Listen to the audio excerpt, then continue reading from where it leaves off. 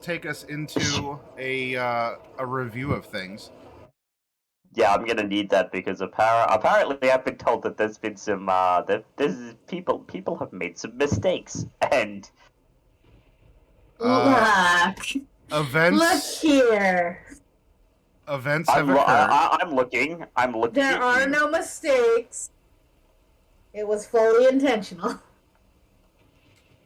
I shall So be the judge of that. review for you and for any out in chat. You are still in New Denales here. And the ship has been missed because Tasman, who was your chosen guide, in a sense, left without you, because the party stayed behind to go find Norelai, who complicated a murder investigation. And she I went didn't complicate nothing. she went Of course she did. to go hide in the outskirts of the rural village here. So her brothers Mordecai and Loki went to go find her, leaving Bright and Celine behind in the country manor to start doing an investigation into what was going on, what was happening. Because there was a But hallway that was blocked off, it's and not my well, fault. there was a murder that occurred. Pardon. So the party split, but the split was the two guys who would best be able to interact with Norelai and find her, and the two gals who are really good at piecing together clues and investigating. So it worked out. Both teams had a cleric in case something happened. So there's that too. And of course, Tiny Cipher was a part of the investigation as well, who had manifested onto Peggy Sue, and Bright had sent down the hallway to look around. In short, it looks like at some point in time, someone had made ingress into a servant's quarters on the first floor. There was some kind of a battle, and it was actually two servants that were killed.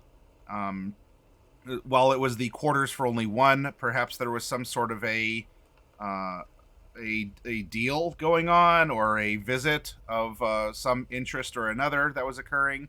But still, two dwarves were killed, and there was a bloody crime scene that was there. Unfortunately, some of the details were difficult because the rain had been coming in through the open window, so things were sodden, etc., etc. And at some point, you had heard a far off bell that was ringing. You and Bright were like, "Oh, okay, well, that's weird. Whatever's going on."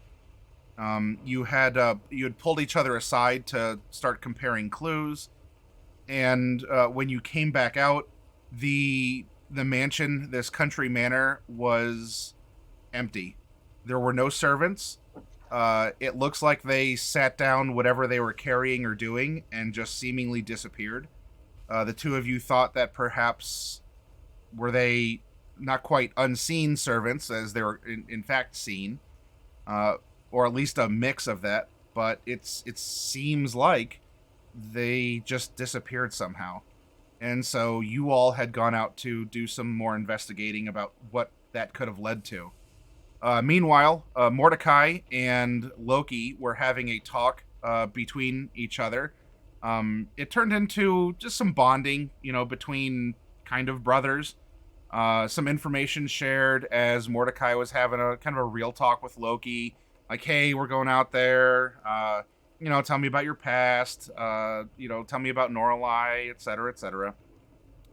And during their conversation, they also heard a bell, and that sort of like put a bookmark or something in the two split timelines. We come back to you and Bright, who had gone out and had been doing some investigating in the town.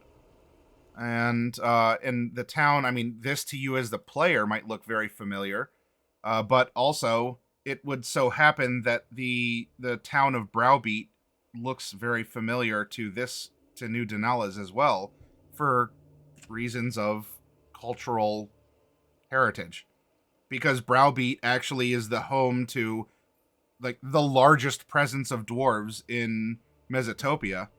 Not that it's a huge population, but the architecture and stuff had had been familiar. So I'm not just recycling this for no reason. This can very well invoke memories of your time in Browbeat, back in your hometown.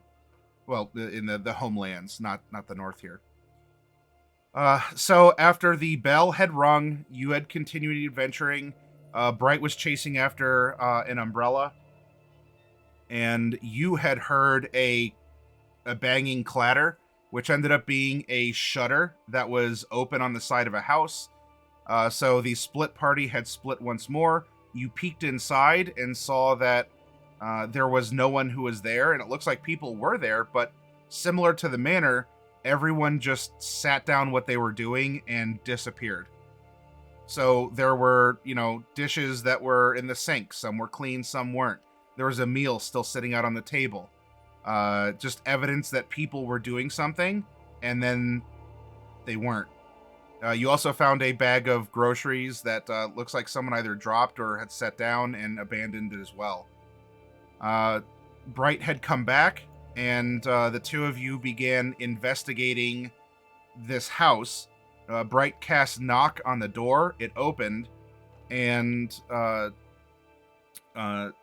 she had gone inside and ended up not quite tripping on a tripwire in the doorway.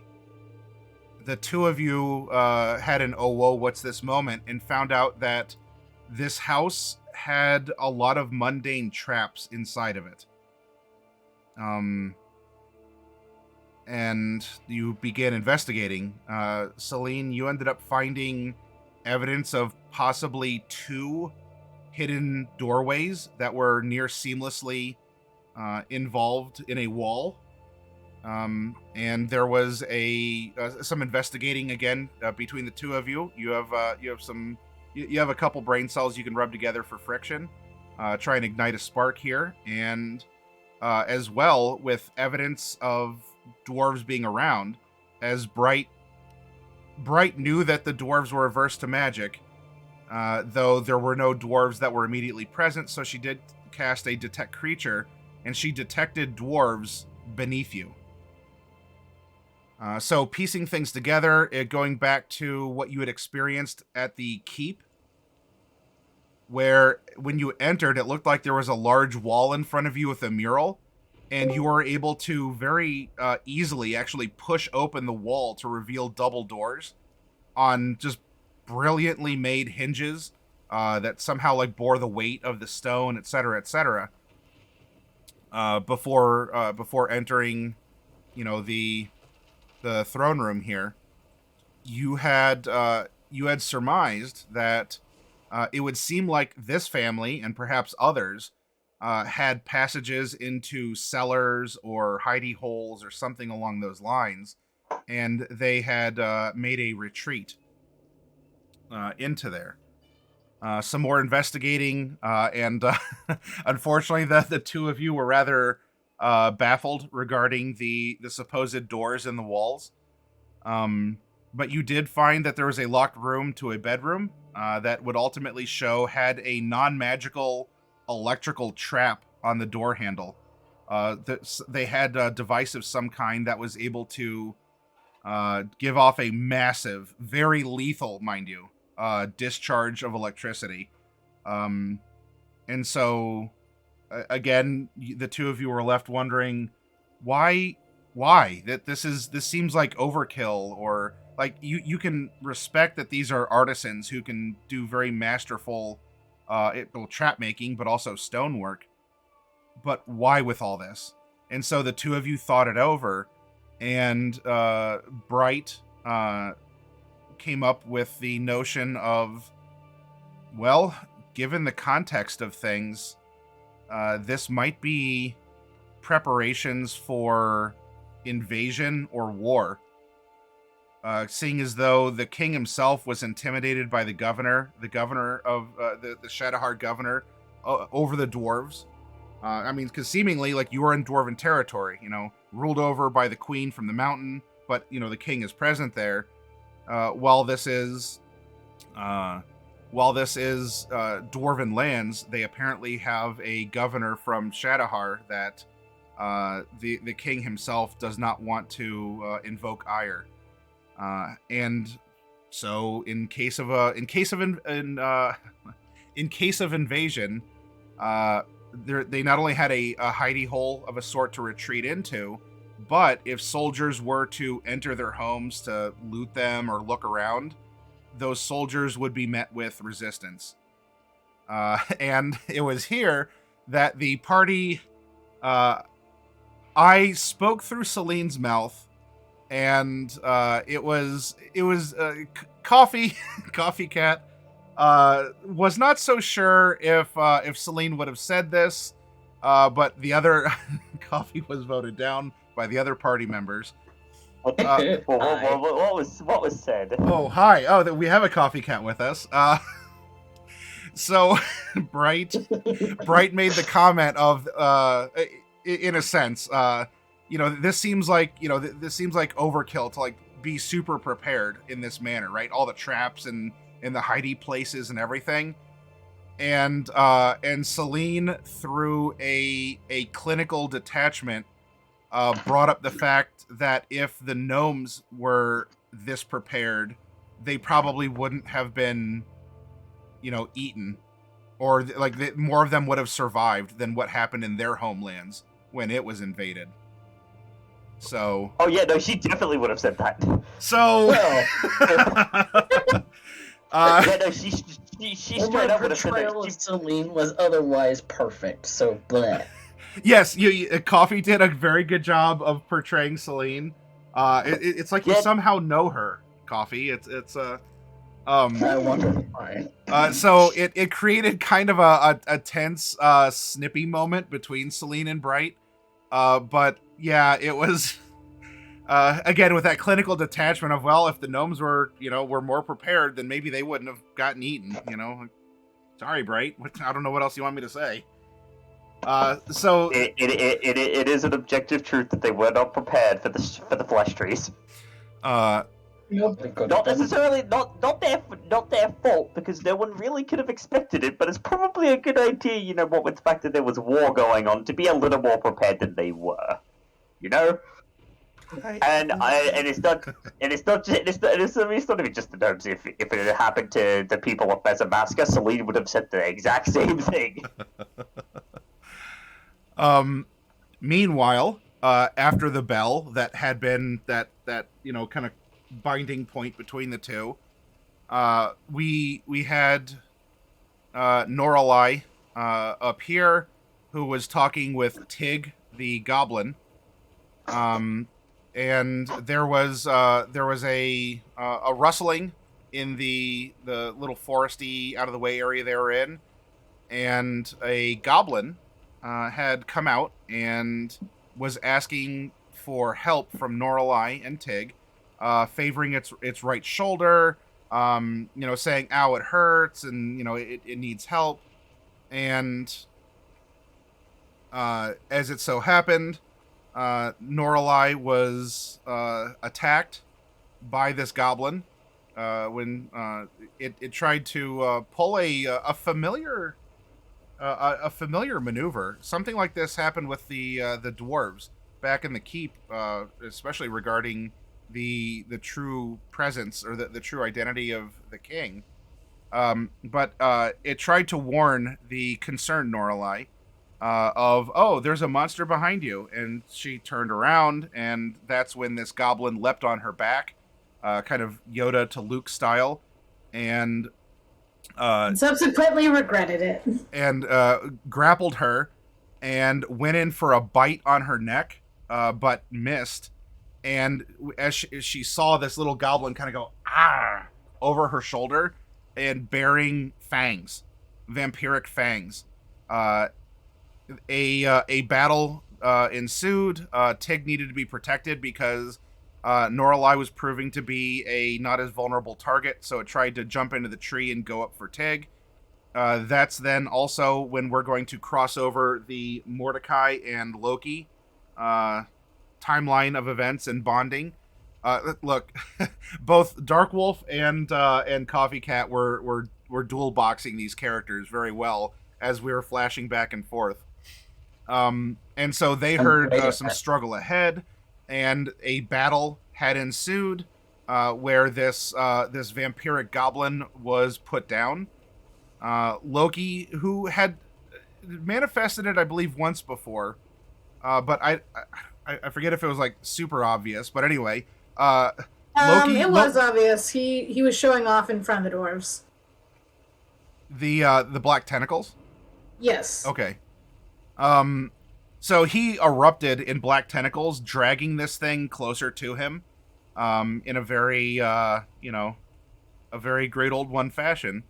That was the effect of his mechanical effect, but also a cosmetic of his Great Old One powers that he still has. Between the three of them, you put down this goblin, and you were having a conversation about things. It looks like the goblins, that there's an infection. If there's one vampire, there might be more. So that even these local creatures of somewhere in between humanoid, animalistic, are they people or pets, was a thing that was brought up in debate. But anyway, one of them for sure was a vampire, and it was put down. There was a conversation about that, and the three of them headed back to the manor with the vampire goblin in tow, only to find that Celine and Bright were not there.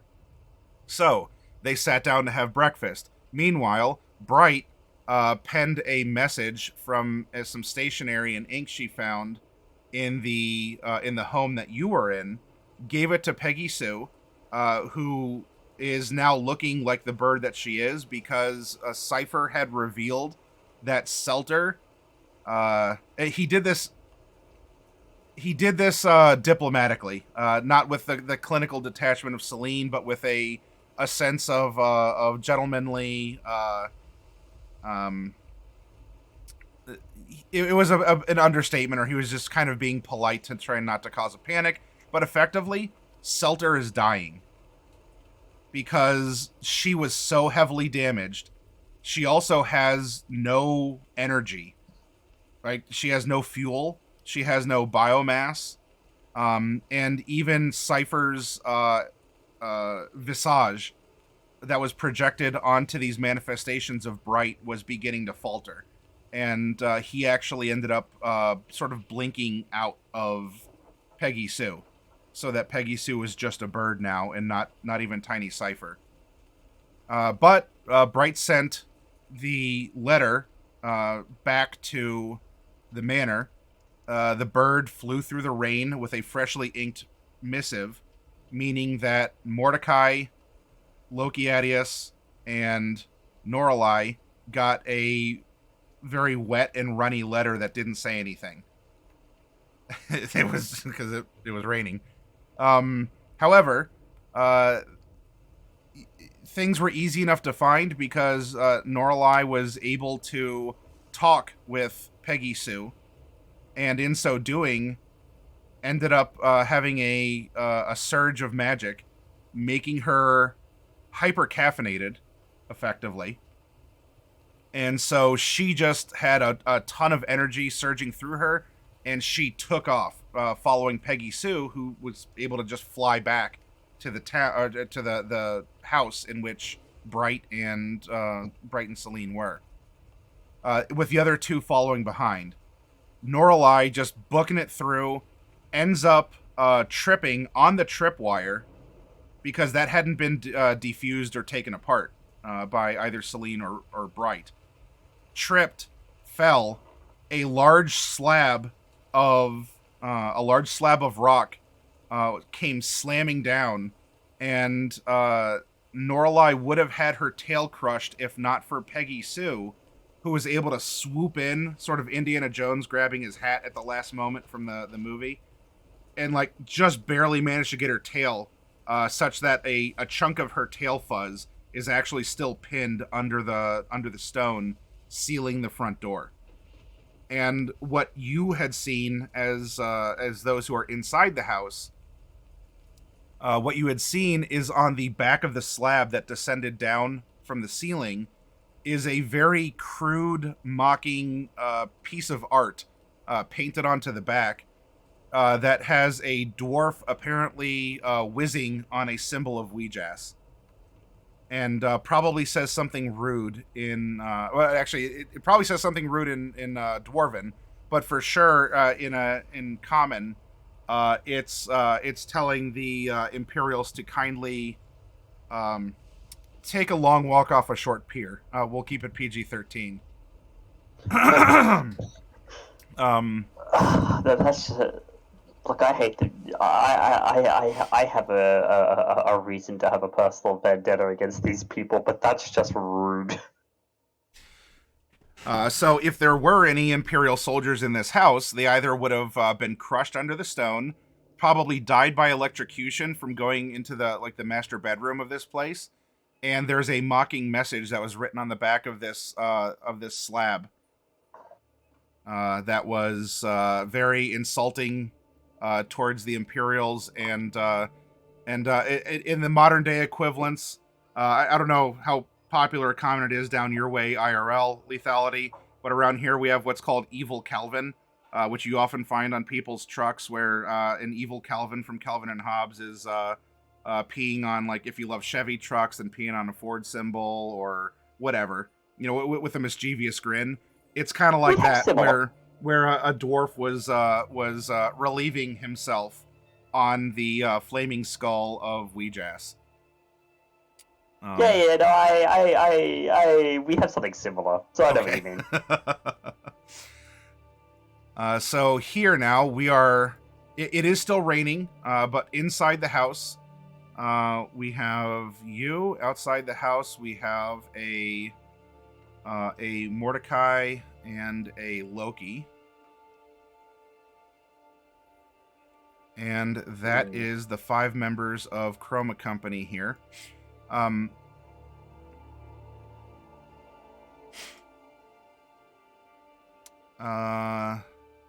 right, so yes, this is that is the setup, the scene. It appears that the dwarves have quite literally gone to ground or gone underground, and the idea floating around was possibly investigating this bell, because it also might have been a summons. But right now it is raining, and you all are gathered inside and outside of this house. Go. Oh dear, okay.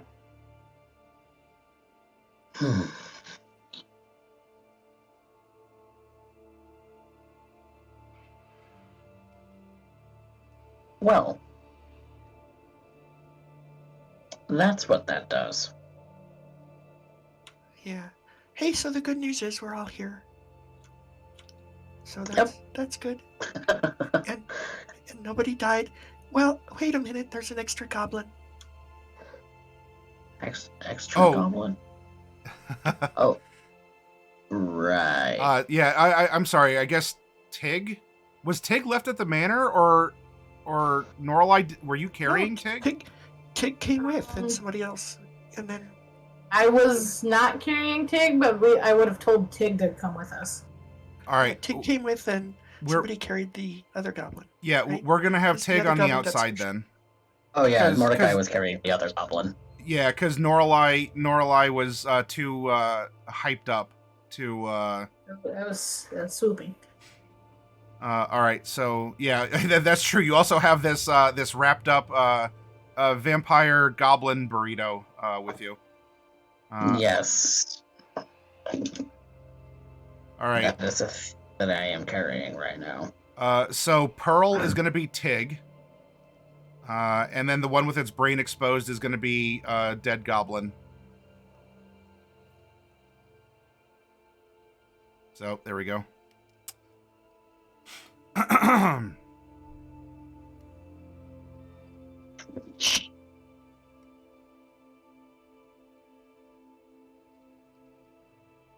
Now, for those of you on the outside, there is a window that's open, because it looked like one of the storm shutters wasn't latched properly, which is why it's swinging around in the wind.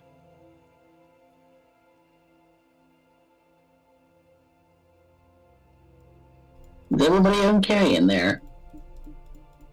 I've been better.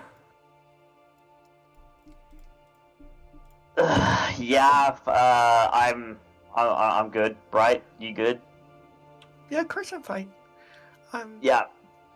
I'm just a little confused about this extra goblin. Well, Bright, in the immediacy, you wouldn't know that there's an extra goblin. Oh. Like you haven't been. There's been no, like, you could probably shout through the stone slab if you wanted to, but the party is split between outside and inside forces right now.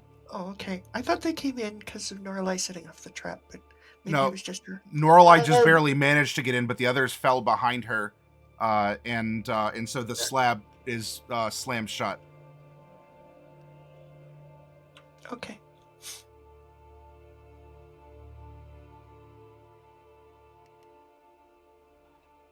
Find anything interesting?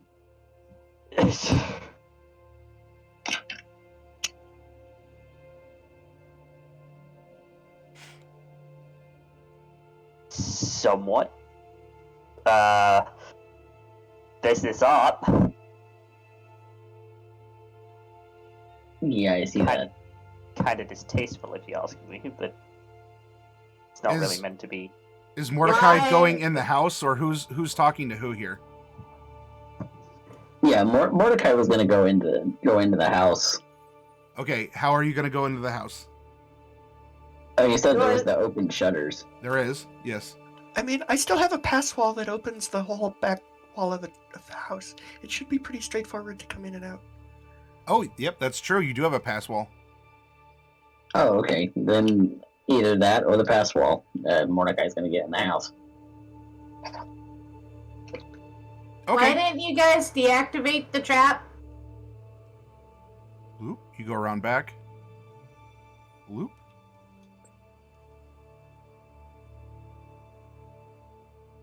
Loki will arrive, and there's also a Tig. Loop. Why did you guys leave the trap there for me to run into?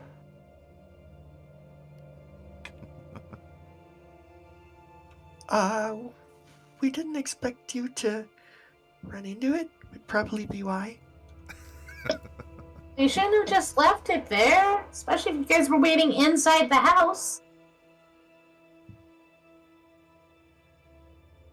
I didn't expect you to run in so crazy like that. Well, you brought a message and didn't say anything, and we came to see if you need things, if you needed help. I mean, I said, watch out for the trap. Well, your letter was ruined. Well, I didn't know it was ruined. If I'd known it was ruined, I wouldn't have sense sent to it. warn us about the trap. Maybe you should have just deactivated the trap. I mean, it's their trap. What if they come back? What if they're still here? I mean, they are still here. They're just down below. They're downstairs. Hey. We just never found the stairs down yet, that's all. Why are we in someone's house, by the way? We're trying to find some dwarves to tell them it's okay. That there's not an invasion, it's all a misunderstanding. There's no danger, haha, kind of things. Why Right. Why would they think there was an invasion? I'm not really sure. Because didn't everyone see that the governor's ship went after Tasman's ship? Well, wouldn't that mean the opposite of invasion? Because it means they're leaving? Like, if the ship landed, and then, the guys got off of the ship, maybe that'd be an invasion. Could be seen as an attack by the Shadowheart? Maybe. And if it's attacked by the Shadowheart, it's a good thing we didn't get on the ship. Well, it's also a bad thing that we're not on the ship, because then Tasman's on his own. Well, Tasman, that was Tasman's choice. He was supposed to come with us. I don't know why he left without us. We were supposed to go with him, not the other way around. No, I thought the ship was leaving because we needed to talk to the Queen.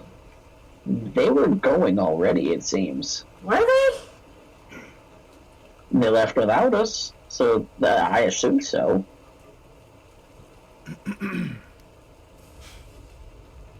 It wouldn't make any sense if the ship was intended to take us with it, and then Tasman was like, "Oh well, I'm going to leave without you anyway. Goodbye." I mean, it does kind of make sense for Tasman.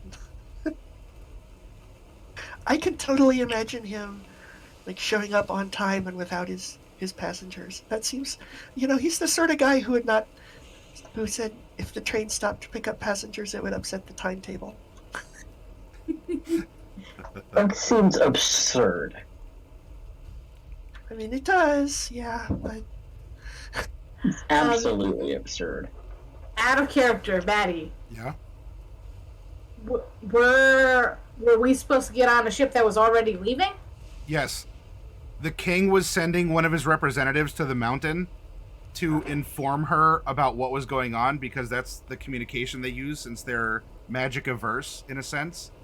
And you were given the express privilege of being on that ship to also go, since the king was already sending someone.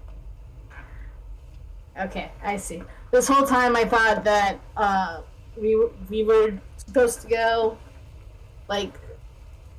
This whole time I thought the ship was leaving because we wanted to go.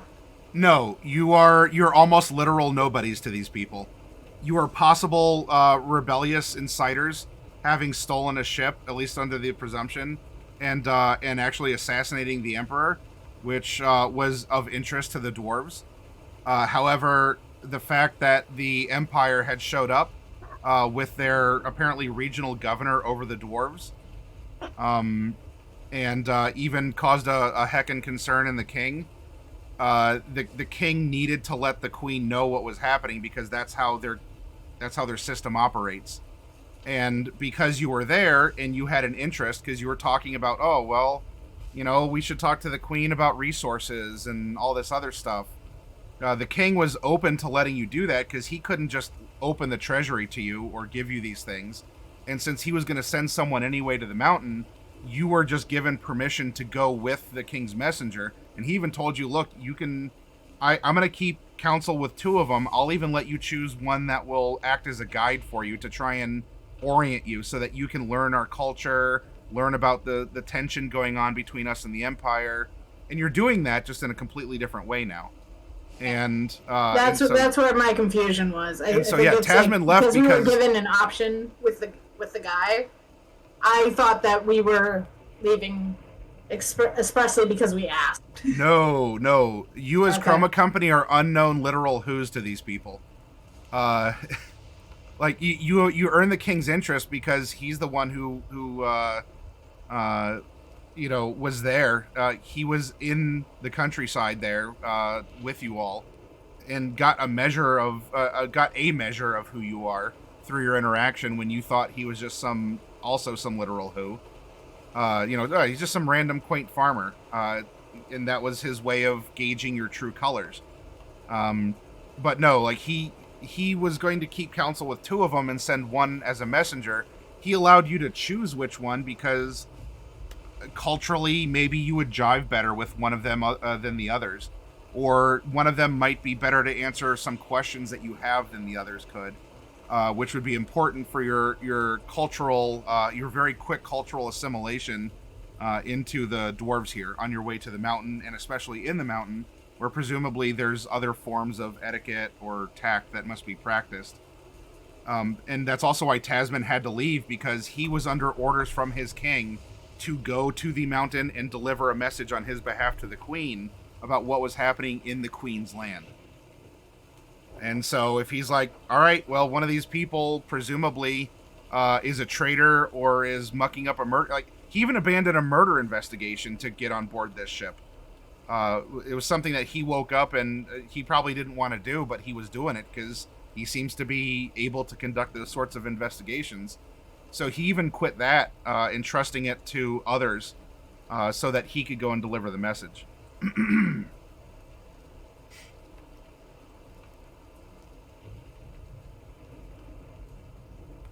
Okay, so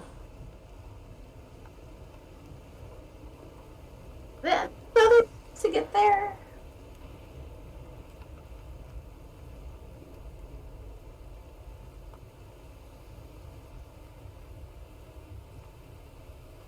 I mean, we might be able to. I don't know.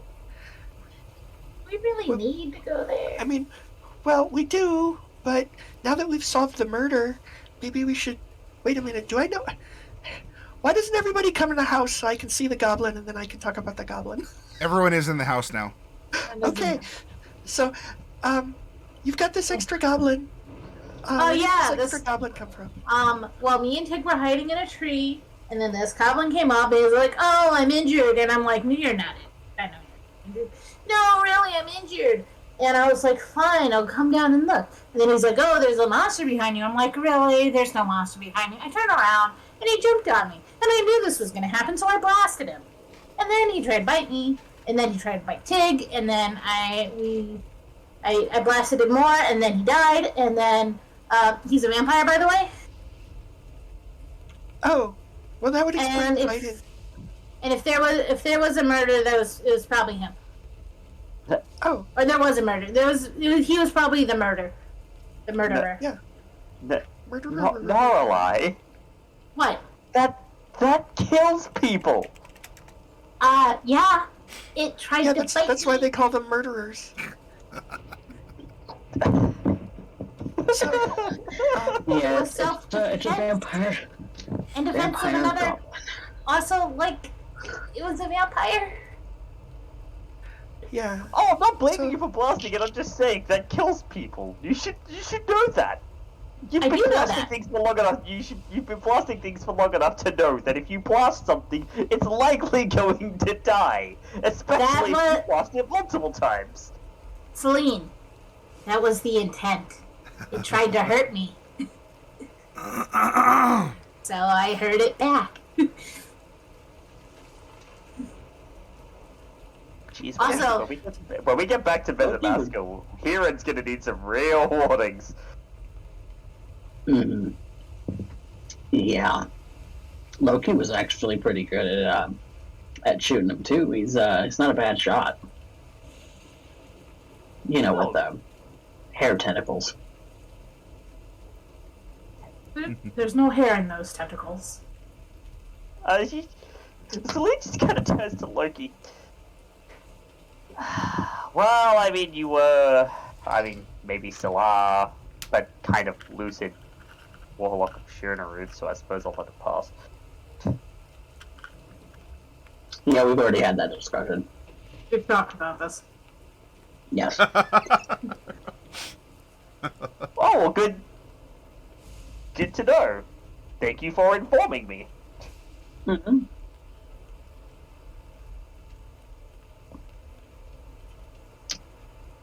You know, a pact amongst brothers. A pact amongst brothers. I mean, I suppose.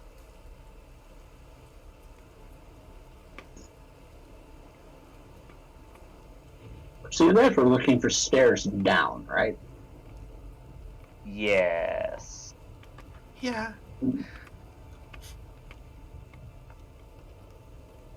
Where haven't you looked yet?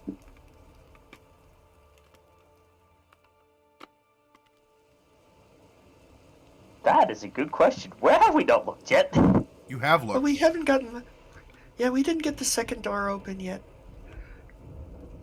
But, the second secret door, I mean. But aside from that, we haven't found it. There has to be stairs and things somewhere. We just didn't find them. I mean, Where's the second secret door? We could try. There was one right across the room from the one that turned out to just be the back wall of the house.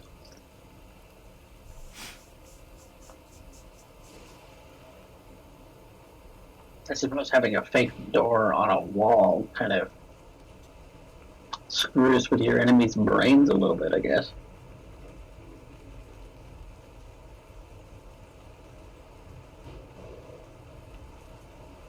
To an extent, but there's a lot of it's a lot of psychological warfare. The Shadowheart are psychological tormentors. They make you vampires. That is true. They do that. They worship vampires. I mean, they were willing to, like, put me up on a pedestal like a god of some kind. You really missed out.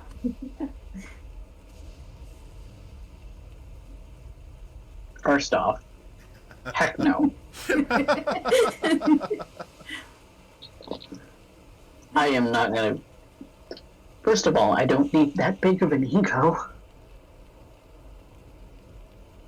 Because, you know, power goes to your head. Look, When has power ever gone? look, Mordecai, you're just opening yourself up to a whole lot of comments that I don't think I need to make. No, I'm pretty sure you already made them. Don't need to make again. During the desert, right?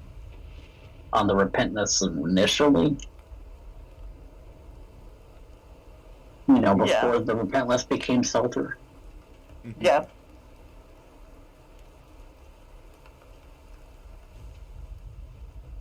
But yes, that was not a life I wanted. Simple as that. Because I didn't want to be a vampire anymore. And look at me, I'm not. Something else. Entirely. Funny how life turns out like that, huh? Yeah. Funny that. So this other secret door. Have you figured out the opening mechanism yet? No, we don't know anything about it. It's right over there. You can take a look at it if you want. What if we just knock and tell the dwarves that it's safe to come out? I mean, that's an option. I mean, that or they would have heard us appear before. You know, we haven't exactly been quiet traipsing through our house. So I still have my locate creature. So I assume I can still sense the presence of the nearest dwarf? Yep. Is the nearest dwarf still right underground? Yep. Okay. I mean, we don't have Shadowheart accents, and I tried a Shadowheart accent, and Asmund said it wasn't really good, so they'll probably know that we aren't Shadowheart. I mean, we can't exactly prove that, though, because we're tieflings. Well, some of you are. Well, Celine and I are not. We don't really look like Shadowheart. 3 tieflings are half elf and a gnome. Which aren't, I don't think, popular enough to Shadowheart, but they're not rare by any means. Yeah, but we don't have the accent. We have a Mesmaskin accent. I can fake an accent. Well, that's not the point. I'm a performer. We don't need to fake an accent. We have the right accent already. Now, if you could fake Dwarvish, that'd be really more useful. I was more thinking that it's not hard to fake non-Shadowheart accents. Yeah, but five people all speaking with accents that are not Shadowheart? Tricky business, them Shadowheart. I mean, we could at I'm least just saying try. that it's possible. It's possible they won't believe us on any, regardless of what we sound like, look like, or talk like, or anything like that. Because it's a war zone-ish. An occupied zone? Yeah, I think last I recall, the Dwarven Empire is occupied by Shadowheart. Well, what are we gonna do then? Well, we can ring the bell. Again. But we don't even know what... We don't even know if the bell does mean all clear. What if it has to ring like 5 times or something? then there probably is going to be someone there or nearby who would know. But what if everyone's underground and there's no one there? You're making a lot of assumptions for someone who hasn't looked. You're making an assumption that us knocking and telling this family that there's nothing to worry about is not going to work. We should at least try before we go out of our way to do something else. Go for it. Okay. No one's stopping you. Hey, Bright. Where was the secret door? It's right over there.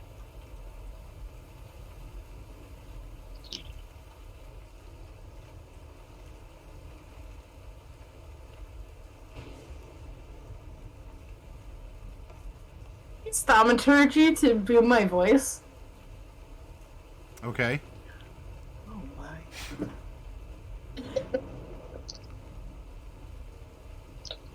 Hello, dwarves!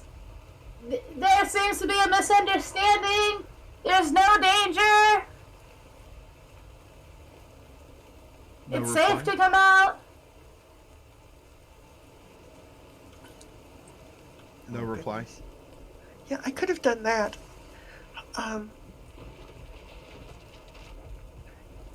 They probably only speak Dwarvish, for one. I don't know, they might speak Common.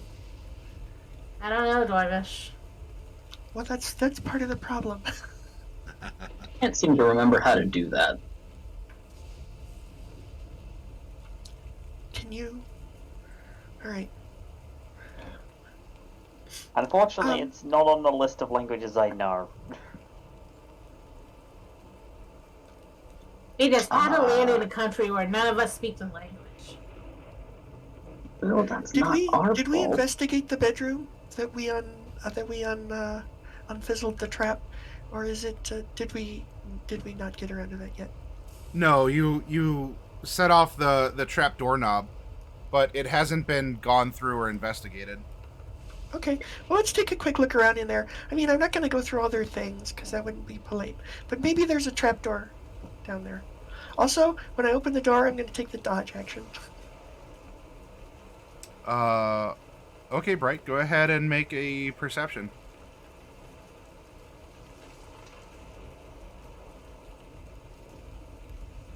Uh, 9. There is no signs of a trapdoor that you can see. There is furniture. There's a bed. I mean, if you're not going out of your way to rummage through things, I mean, there's nothing. It sounds oxymoronic. There's no obvious hidden trapdoor. Would you, Good question. And with the 9, it would have to be pretty obvious. Yeah. Why are we going through this house?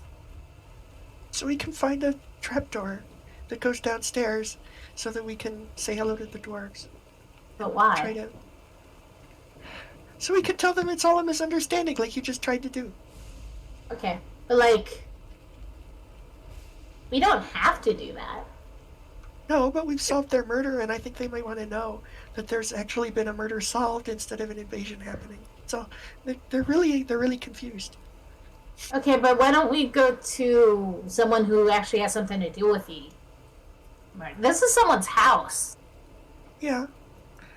But This isn't like an official thing.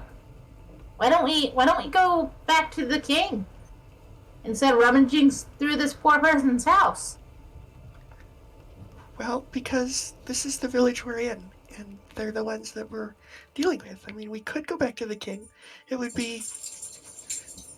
I mean, I'm sure he'd be interested to know that there's vampire goblins. But he's also pretty far. I mean, we had to travel a whole day to get here. We really don't have that kind. We really don't have that kind of time. So Well, then why don't we Well, go to the someone keep's other not a than day a random away. house person? The keep's not a day away. The keep is a day away from Brisbane.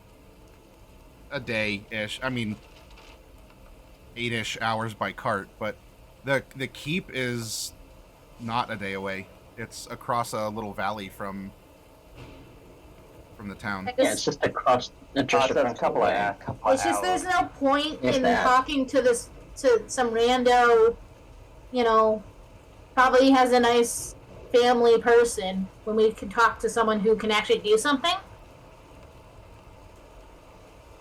And you guys know I don't like cops, but we should probably talk to a cop about it. It's a murder. Why are we trying to talk to some random villager?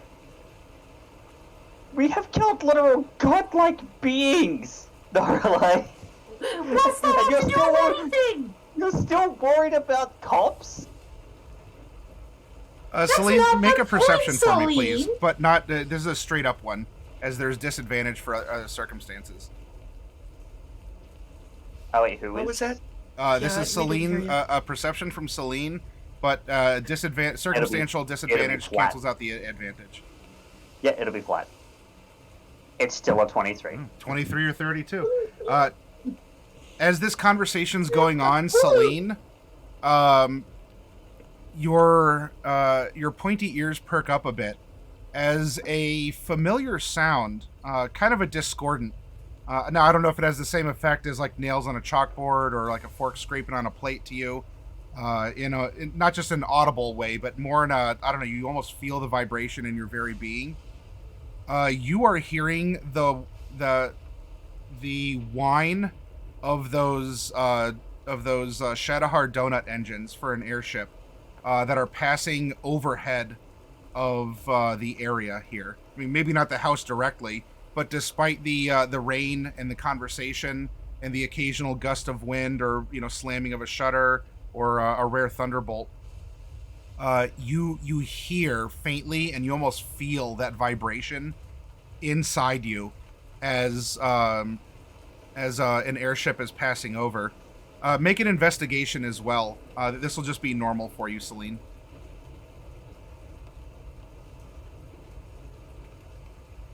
16.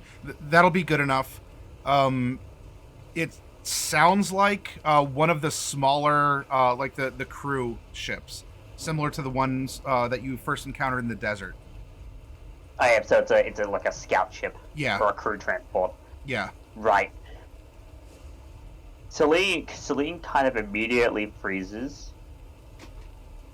Everybody shut up and get down. We're in a I like- house. Shh. Listen. There's an airship going overhead. Crew transport by the sounds. I hear rain. Well, I suppose it's one of my elven ears here. But Okay, yeah, there's we a should look crew with our transport eyes. going overhead right now. Let's look out the window. Actually, you know what? This is a job for Piggy Sue. Poof. Piggy Sue, could you fly out the window and perch up on the ceiling? On the roof, I mean? Okay. So I'm gonna take a look through Piggy Sue and see if I can see the airship. Okay.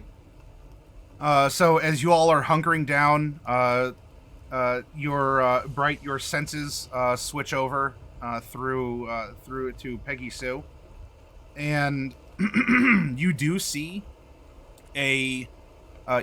one of the scout style the smaller ships passing overhead, and while it's a smaller ship, it does seem to be very well appointed. So this doesn't look like a standard issue ship with sort of whatever assembly line style paneling or whatnot. There's actually a little bit of extra decor to it. Probably not functional, but it does seem to be stylistically different. And the style would match a similar aeronautical architecture to the governor's ship. Now, obviously, the governor's ship, while not quite that super massive Imperator class, itself is, he only had a Star Destroyer, not a Super Star Destroyer. But you're getting a Star Wars equivalent of that that 3-winged Imperial shuttle kind of a thing, where this is very related to the governor's ship, but this is a smaller troop transport style one that is passing over, and it looks it is past this house, and it is down this way over towards the, I guess, the public square of this rural village, about the area where you had finally caught up to the umbrella.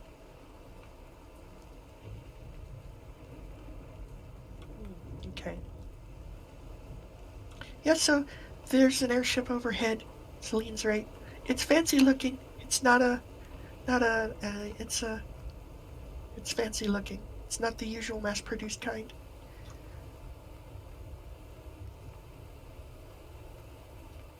Does it seem to just be flying by, or is it landing, or what? It has stopped over the town square, and as long as you're continuing to sense through Peggy Sue, I can give you a play-by-play. But I also want to make sure that if any of the rest of the party have sort of live commentary from inside the house as you're narrating, that I'm accommodating for that as well, in case you do want to react in some way. Mordecai's actually going to peek out the window to look at the airship now that it's been pointed out. You can unlatch a window on the other side, but you would not be able to see the airship from where this open window was. That's fine. I'll peek through. Not really like swinging it open, but just opening it enough to peek through. Okay.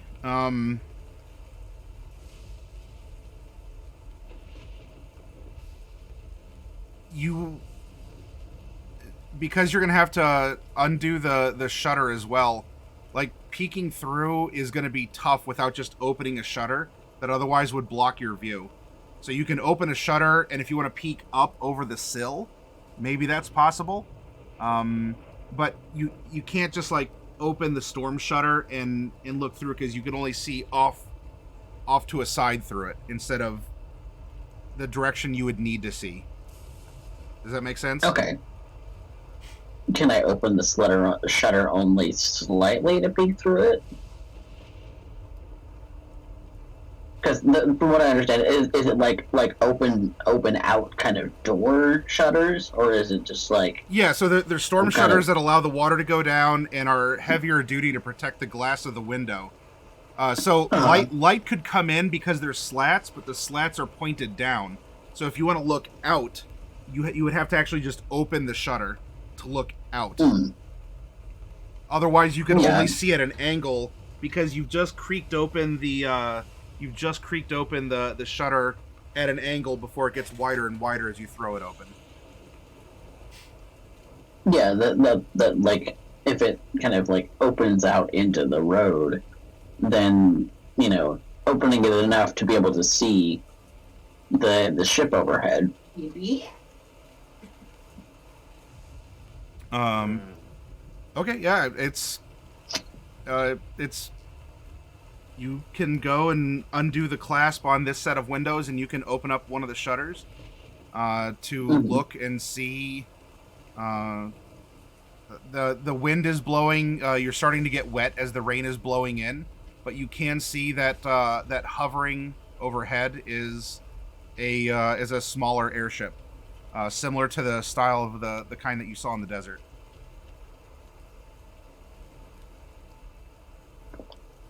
Yep, that sends a chill down his spine.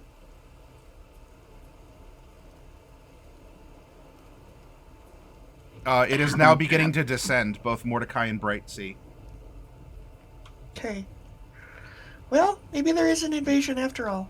It would really be nice if the dwarves weren't afraid of us, if they were afraid of the Shadowharp like they should have been. I don't know. It's pretty silly. Okay. Well, we can at least keep an eye on it, and It's going to the town square, looks like. yeah, will we have line of sight to it when it lands? Yeah. If Peggy Sue is at the tippy top here, you can look through her eyes down to the square. Okay, that's good enough. Maybe we should, using Peggy Sue to know where they are seeing. Probably we can not stay here and like sneak off, but like go in a way where they can't see us? Well, maybe. I can only go 100 feet from her. I mean, she can come with us. Just like if she has an eye on them, we can avoid being seen. Because she will know, like, if there's a building between us and them, she would know, so we can stay away. Yeah, that's fine. Because we shouldn't run in the shadow of her right now. We should be more quiet too. Yeah. Fine. Okay. Well, I meant in like moving in the streets. They don't necessarily have to be super quiet right now, but the more silent, the better. Yeah. You were a pretty sneaky snake when you were growing up, right? I'm still a sneaky snake. What are you talking about? I'm not. I'm meant to be loud and proud, so. That's the whole thing about a performer. Sully just glances down to the fact that she's wearing half-plate armor, then back up at you guys, then back down on the armor. Look, it's I didn't storming. speak a word. Look, it's storming. Just don't run. Mordecai also looks at his plate armor. His adamantine plate. Right. We do need to sneak out there and have a look, though.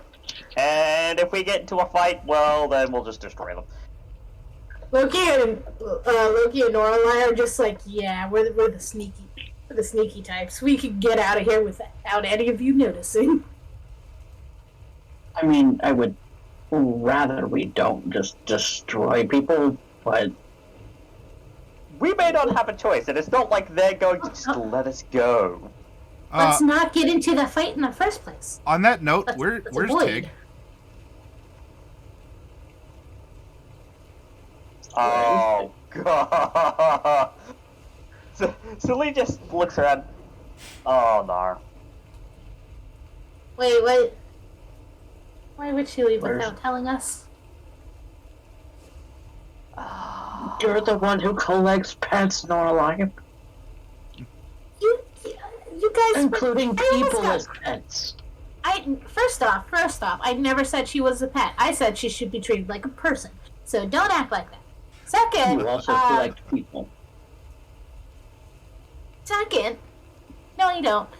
And third, Yes, you do. you guys You would have saw an her last. entourage now, leader of the Chroma Company. Yeah, but I didn't collect you guys. You kind of did. You guys all knew each other before you knew me. No, Norlai. Just admit it. You collect a menagerie of things. Whether it be pets or people, it doesn't matter. You collect things. It's probably why you get along with Celta so much, because she also collects things. Fine, whatever. Point to the Norlai matter. having her own Where's Tig? Norlai having her own house, I worry she's going to be a hoarder.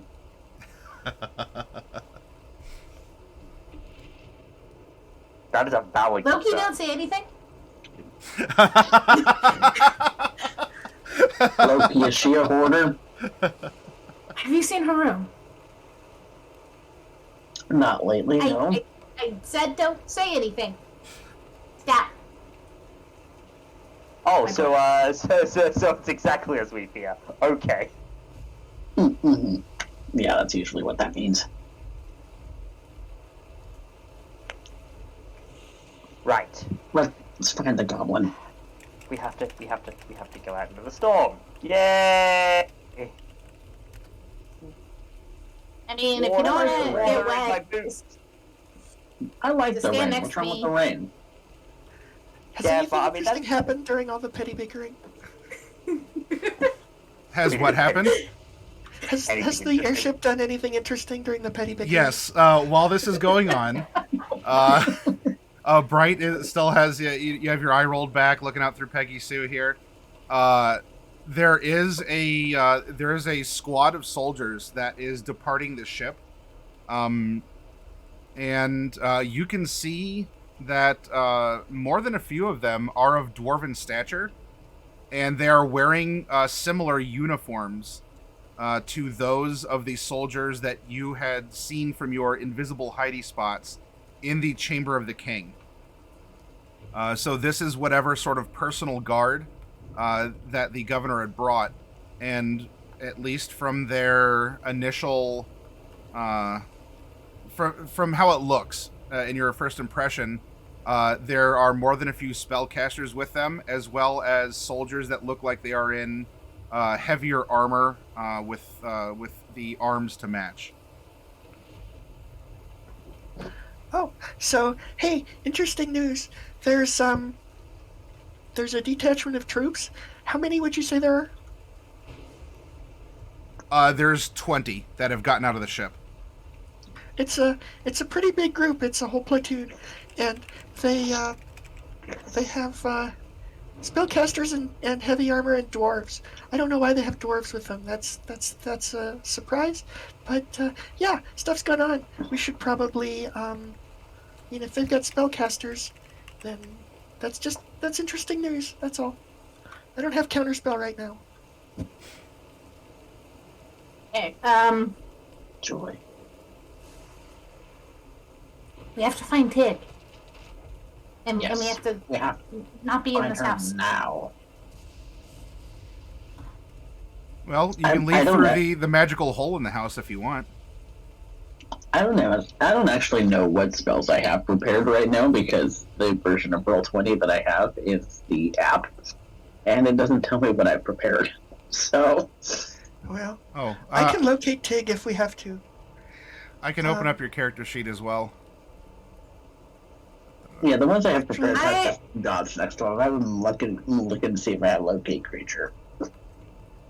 Yeah. I'm gonna ask for the... I'm gonna ask this. This is not rules as written, but for rules as intended. Would I be able to use locate plants and animals on Tig, considering some people consider her a pet?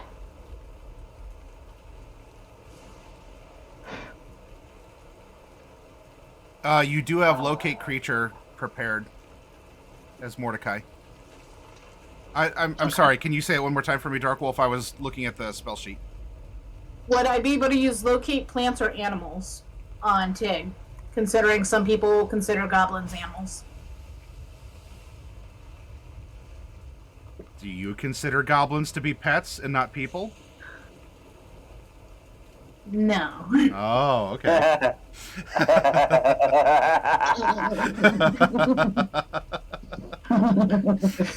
Yeah, that's a good point. Personal interpretations. I won't stop you from Yeah. casting the spell, but if you're looking for a person and not an animal, then Okay. I was just asking that because I don't know what Norlai would consider. Like, I don't know if she would consider that spell, considering what she thinks Tig. Yeah, okay. In that sense, she wouldn't. Yeah, and I mean, rules as written doesn't allow it anyway because goblins Yeah. are not beasts. But okay, That's well, why I asked. Mordecai, do you think it's important to keep track of the nearest dwarf? Because I can always just locate Tig if we need to. That one's on you. I'm gonna locate Thig. I think it's probably better to just locate Tig because like all the dwarves are hiding and they're not going to get in trouble, but Tig's not hiding and could get into trouble. She's probably going to cause trouble. Same thing. So yeah, we should go looking for her, and so Mordecai is going to say the short little incantation of locate creature and look for Tig. Okay. Since I know her specifically. Okay. Tig is within 1,000 feet of you, still.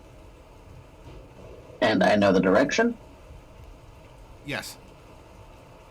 Then I go in that direction quietly. I will follow. Yeah, what direction is it? She's moving towards the public square. Oh, Well, that's shit. unfortunate. Well, we better hurry then.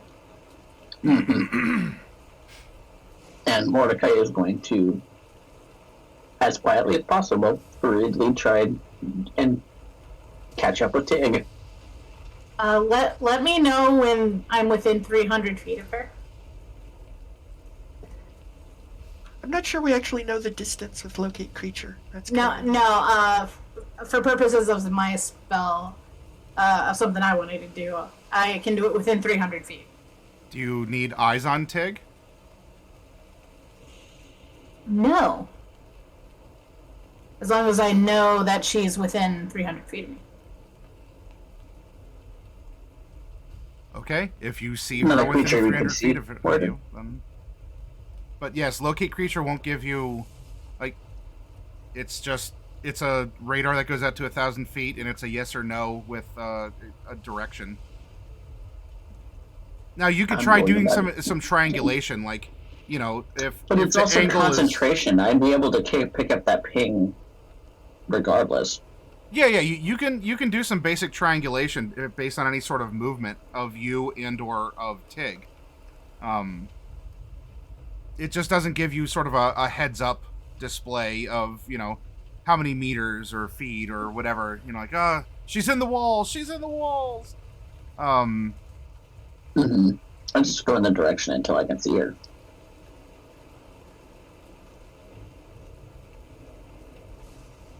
Yeah, I'm gonna ask Peggy Sue to fly up and look that way, and see if she can see Tig. But Yeah, just let me know when I'm within 300 feet of her. But if she doesn't see Tig, then I want to have her come back because I don't want her to be too obvious in case they're looking for her. I'm sorry, not 300, 240. Okay.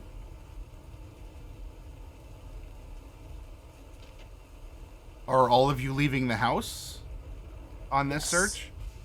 Yes. Yeah. I am. I'll go ahead and turn off my pass wall once we're out. Okay. I am also going to be stealthy about it, as will Loki. What are you doing with the corpse? Leave it there for now. Leave it in the I house? think we should leave. We can have Loki carry it. Yeah, I think bringing the corpse with would be a really good idea right now. Leaving that actually, no, behind, you're I think, would be a really bad idea right now. Yeah. Oh, we can okay. have, You're right. we can have You're Loki right. carry it. Loki's gonna carry the corpse. Okay, and you all are sticking together as you're moving towards the town square?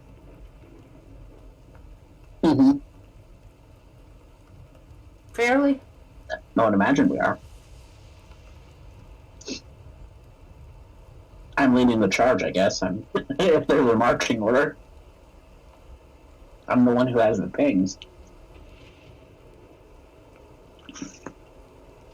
Me and Loki will bring up the rear. Okay. And I do still have a ping on the nearest dwarf, so just in case. I don't want to be surprised by a dwarf coming up behind us. Okay. The nearest dwarf is still 1,000 feet under you. Well, within 1,000 feet under you. Yeah, okay. Okay, so you're just walking up the street, going to address the soldiers? I mean, no, we're being sneaky. We're being sneaky. Stealthy. We're just trying to locate Tig before Tig is found by soldiers. Or the soldiers find us, whichever happens first. Yeah. So some triangulation with Peggy Sue keeping an eye on the soldiers, us having a direct go this way waypoint to Tig, and us not trying not to be too obvious. I need. Well, I mean, you all are traveling as a group. I need all 5 of you to make stealth checks then.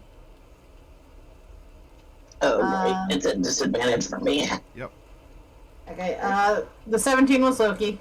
I'm gonna give Mordecai a 13 with important. Okay. The 16 is me. Wouldn't it be flat due to conditions? Not necessarily. There are conditions present that are going to modify this, both for your stealth or for their perception. But this is also the fact that you're traveling this. Is this stepping in a puddle that was too deep, or knocking something over, or the fact you have 5 people in various states of concentration, awareness, clanking around. So I'm looking at your different scores to see what this is going to come out to be as an average. Okay. So the portent would make my stealth a 15 total. Okay. I got a 16. Okay. I got a 24 because I know how to do stealth. Look, he knows how to do stealth. He just Sneaky rolled small. low. Sneaky small. Okay.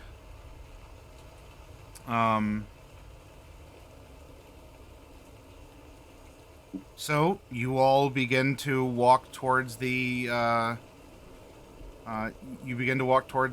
town square, trying to find where Tig had gone, as best as you can. Now, you all are together, so you can, probably with the exception of Bright as an individual, there's obviously clanks and splashes, but so too around you are, is rain and wind and thunder. The sound of maybe there was a gutter that got stopped up, so it's creating a little bit of a splash as water just sort of like coming down in a little waterfall, things along those lines. Meow, I know. I got the other cat in here now too. Right, G Andy, so. Well, the one is gone and has been replaced by the other. Oh. They're taking shifts. Meow.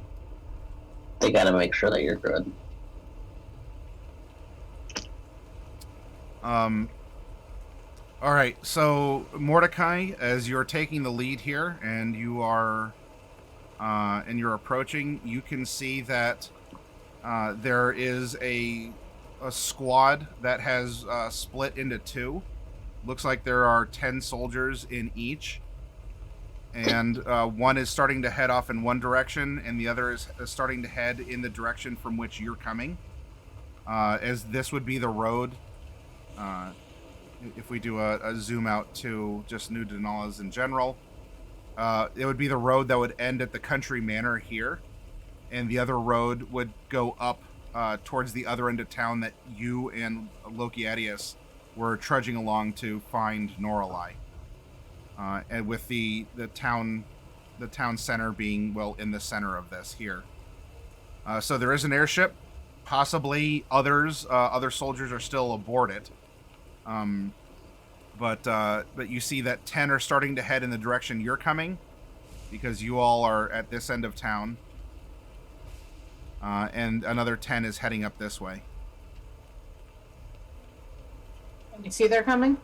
And it looks like there are 4 people of dwarven stature who are in Imperial Guard, specifically branded of that of Governor Sapfolk, and a high number of tieflings, given the various modifications to helmets that you're seeing to allow for various racks of horns.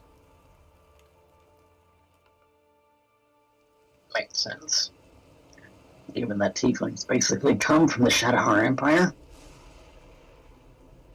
So let's say 4 dwarves, 4 tieflings, and 2 presumed humans, because that tends to be the traditional mix in that area.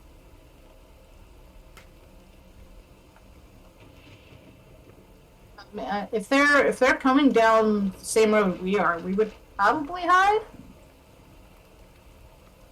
or presumably hide, or if they're paying us no mind, then just let them pass. They probably haven't seen us yet. They haven't seen you yet. Or, I mean, they either have and they're not paying you mind, or they haven't seen you at all. Since they just split and they're turning and beginning to march down the road this way. I mean, yeah, the intention is not to draw attention to ourselves, so we're just gonna hide and or be nonchalant. You tell me. There's a difference between the two. You can either look cool leaning up against a building with your arms crossed in front of you, or you can try not to appear to them at all. Yeah, we need to not appear to them. I Looking would cool say is hide. not the choice right now. Okay, not appearing it is. Loki has a 33. Do we need I to have a roll again? 13. Oh, I assumed this was rolling again. Yes, I'm going to need specifics as you all are trying to hide around the area and not just moving along. Like you're trying to find We a still have barrel to hide disadvantage? behind. This is going to be I'm straight still up. at disadvantage. Well, yeah. So like normal conditions is straight up. You're going to be at disadvantage because of your armor. Like sound can play Yep. this as well, but Okay. um, I'm gonna give say- Mordecai a 12 then. Yeah. I would Okay. say Okay. hiding in, like, an alley between houses or whatever. 21. I'm still stealthy. And so, Celine is Celine being equally stealthy? Because she's also in plate armor. Or yeah. half plate, rather. I mean, It's if not you two bad. want to not be hiding, we can hide and you guys can try the nonchalant approach. Let's not do that. No, Mordecai's gonna go for the kind of unseen route, so that 12 would make it a 14 for me. And for Celine, Let's see. I don't have any more ports, so I can't. Oh. Oh no. You've used them all on me. Get the 16.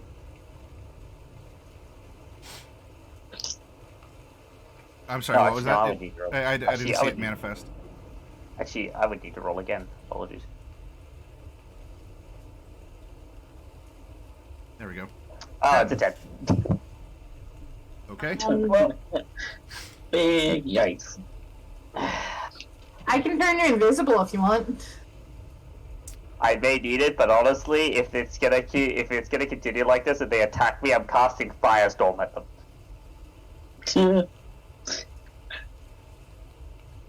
I have the power. Let's go. Hold on, let me just- And so will they. They will also be on fire. Like, very on fire. Like an inordinate amount of fire. Okay, I'm just gonna turn myself, Celine, and Mordecai invisible. Using level 4 spell slot.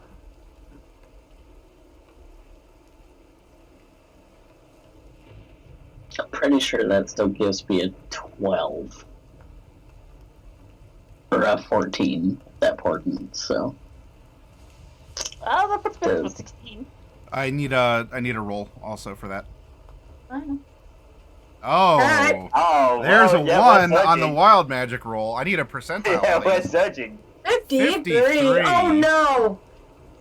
This You is are- the drunken one. You are immune to being intoxicated by alcohol. Oh, Jesus, again? Oh, all right. Well, Look, last time I was in a magically whatever place. This time it should just be as written, because I've gotten this before. Don't assume that. I'm stating this as it was rolled. this is uncanny. All right. So Nor lie, the one tiefling who could never be drunk.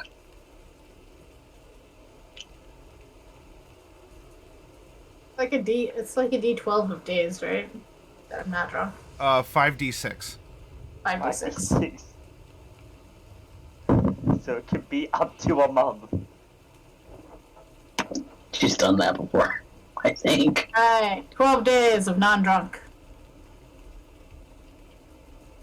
Your spell goes off, and as that happens, lightning streaks down from the sky and strikes you.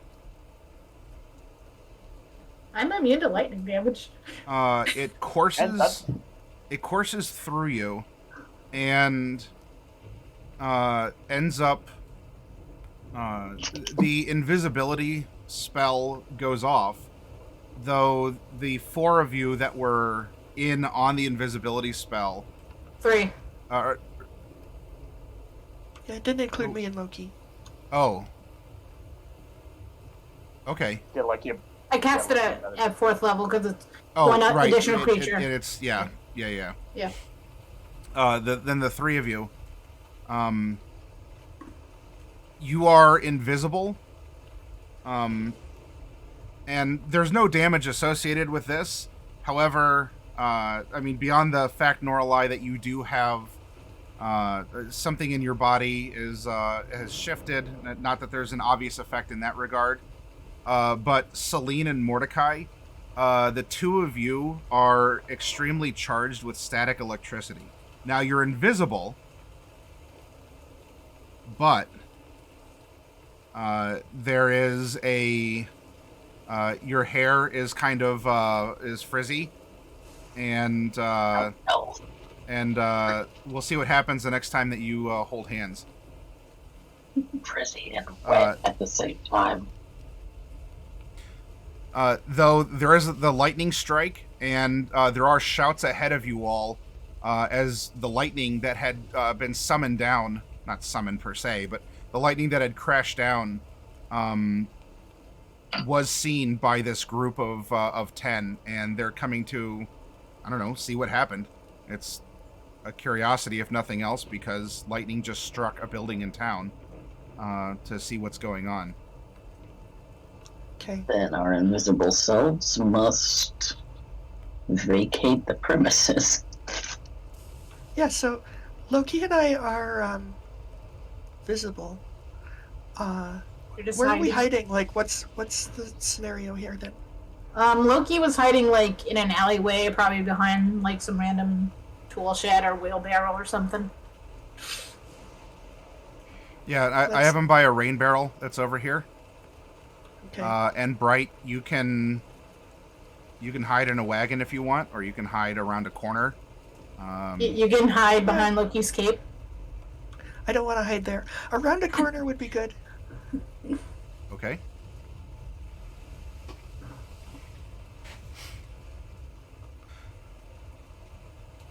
Alrighty. Well, the troops make their way, and I will grab at least a representation of the squad. So this is 10 troops that are keeping a formation.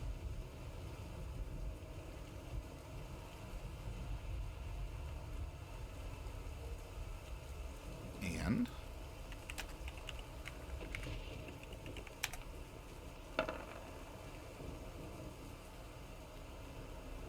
okay.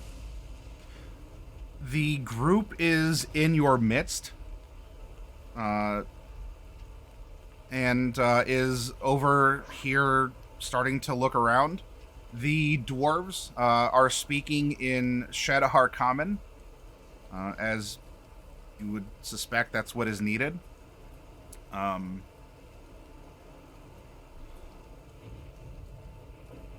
They're discussing about how there was a lightning strike. It looks like it would have crashed down around here, but there doesn't seem to be any kind of scorch or anything along those lines.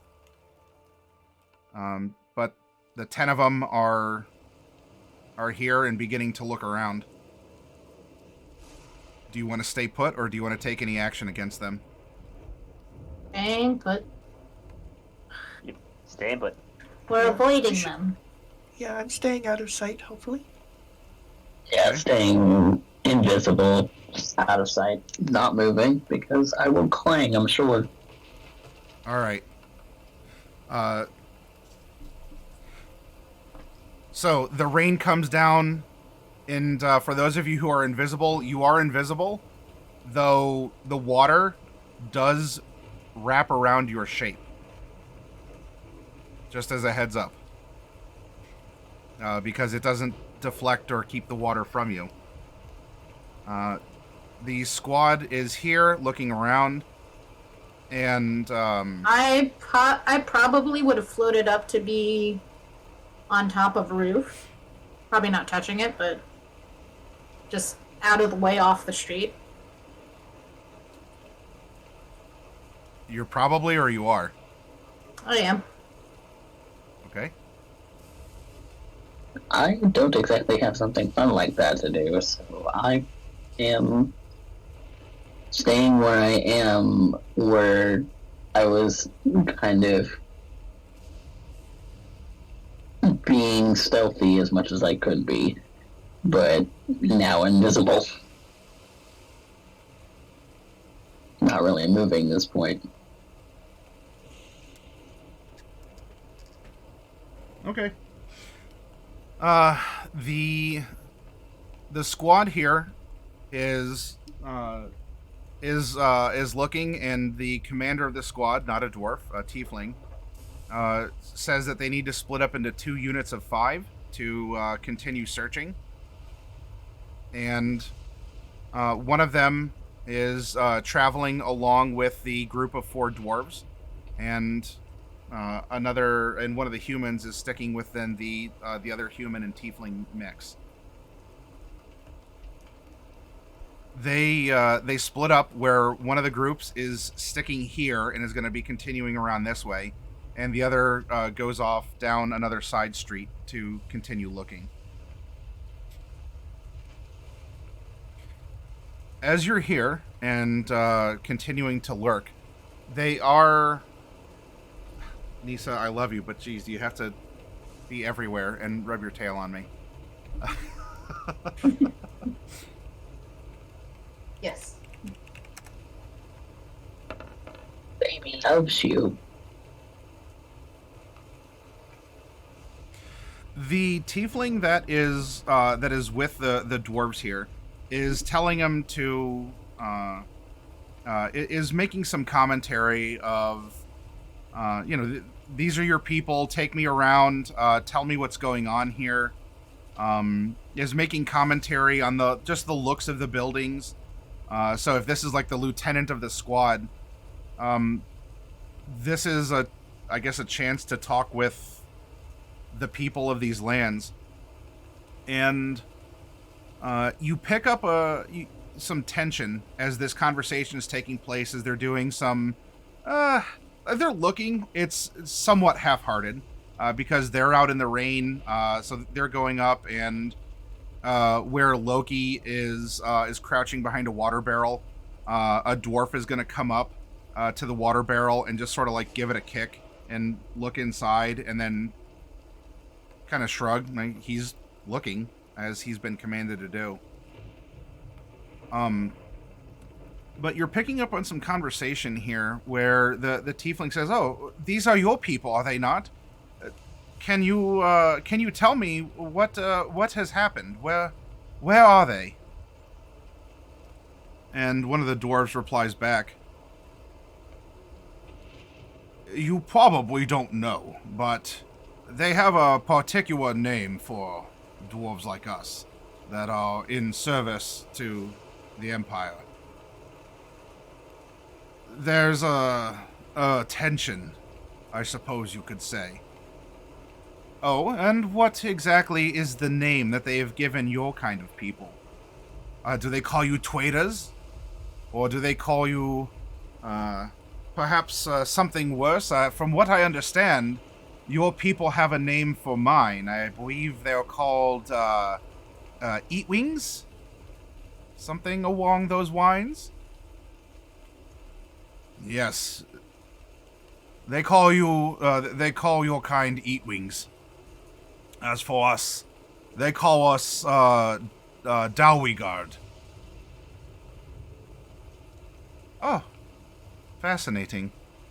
Dowigard. Why is that?" Well,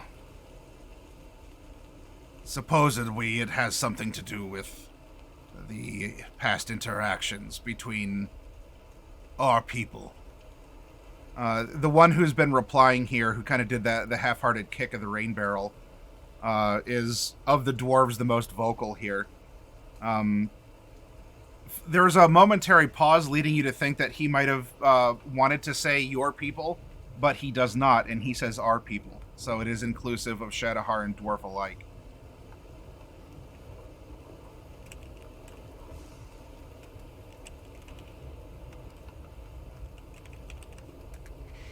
And for translation to you all in normal common, from the accent, dowry guard. This particular variety of dwarf are known as dowry guard.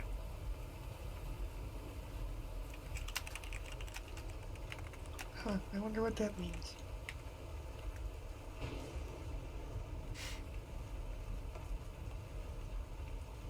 I'm not saying that out loud, though, because I don't want to give this away. Very good recovery. You knew my next question.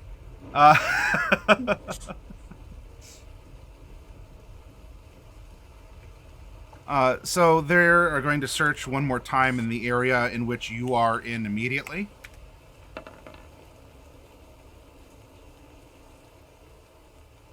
Blasted Wayne. You know, you don't have to worry about this stuff when you're under the mountain. Yes, well, there's a lot that you don't have to worry about and other things that you do. Anyway, let's continue. I believe that I heard some kind of a swapping sound up ahead. Aye. And they make their way towards, beyond you now, but back towards the house that had the shutter that was...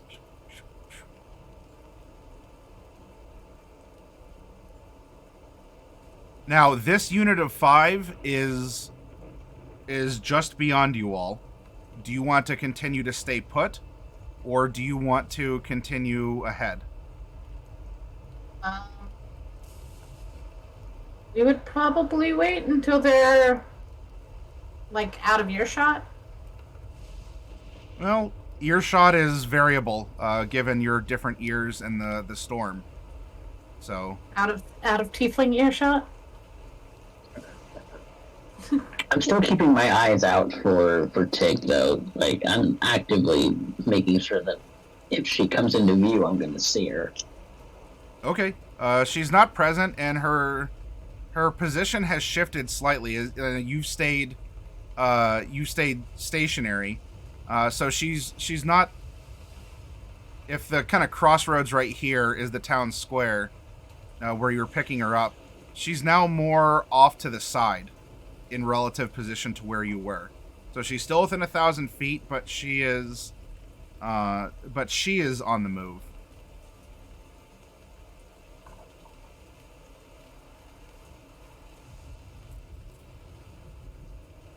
I'm going to start quietly moving in that direction. Just you, or is anyone else going with you? I'm gonna be flying overhead. Yeah, I'm going to stay back a little bit, true. hopefully with Loki. I'm going to use Peggy Sue to do most of my recon because I'm visible. The people who are invisible can take a little more risks. Okay, that's true. So Mordecai's moving out, and you would not see him do so. Yeah, I can see him within 10 feet, but he's probably not that close. Yeah, he's not that close. All right.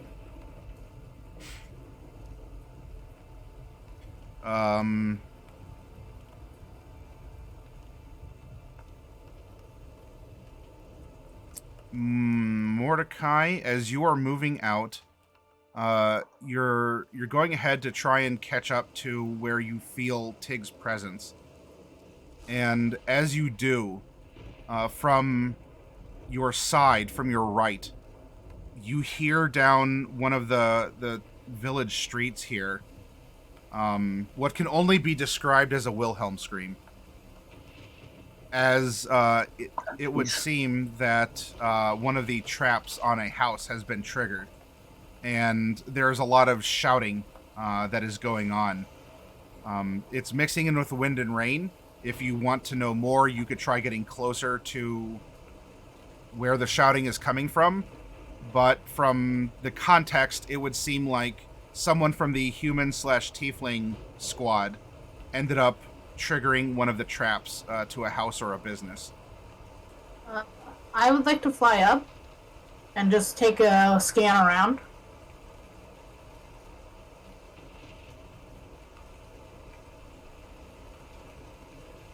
Mordecai thinks to himself, oh, that's unfortunate. I'm also going to use message to keep in touch with invisibles, such as Mordecai, and let him know that I'm taking a look at it and to keep looking for Tig. You don't know where they're at to point your finger in their direction. If I... You wouldn't. Well, I would know where he was, so I could point at him like as I'm moving. Well, you could point where he was, but he is not there. So he has invisibly skulked to another location.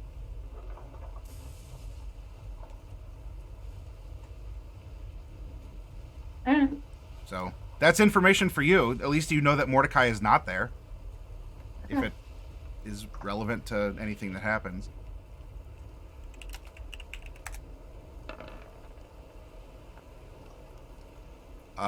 The dwarves continue their searching. You can hear Celine of the group. You're the most perceptive, and at least as I have you, like they're not this close to you in the scale of things. But as they're further back and you have the keenest ears due to various reasons, there is conversation that you're hearing, and whereas Mordecai up ahead and around a corner down a street a little ways, is hearing some sort of shouting, something probably about a trap going off. It sounds like this group has discovered the house that has the slab sealing the door, and something from the tiefling about a twap ?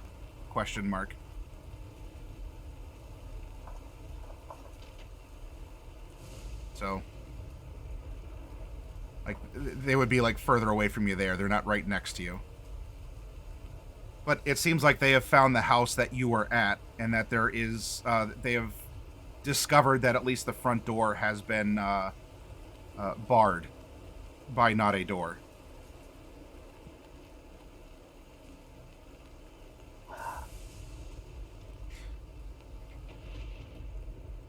Mordecai, you said you're going towards the sounds of the other squad?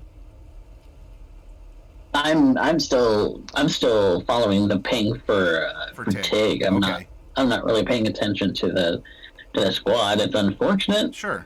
But yeah, I was going up to check what was going on with them. They probably have their own healers. Okay. So you're continuing in a wide circle towards and around the town square. Norelai, you're flying up. Make a perception.